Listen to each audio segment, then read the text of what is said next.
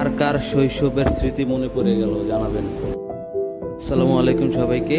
আজকে আমরা কাকা বাতিজা এবং সাথে আছে আমাদের আদরের বাগ্নি সেজুতি। আমরা চলে যাচ্ছি মেঘনা নদীতে গোসল করার জন্য।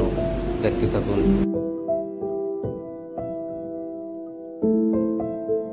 আমাদের বাড়ি থেকে 2 মিনিট লাগে বাইকের মাধ্যমে চলে যেতে মেঘনা নদীতে।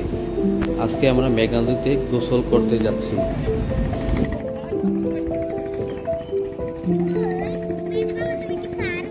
হ্যাঁ, আমরা এখন এই নদীতে নামবো। হ্যাঁ, বেশ অনেক দিন পর নদীতে গোসল করার মজাই আলাদা। শৈশবে কতই না সময় কাটিয়েছি এই নদীতে, প্রতিদিনই গোসল করতে আসতাম। সেই শৈশব আজ মনে পড়ে গেল। যেহেতু এখন বর্ষার মৌসুম, তাই নদীতে পানি অনেক বেশি, সেজন্য নদীটি বেশ বড় দেখা যাচ্ছে।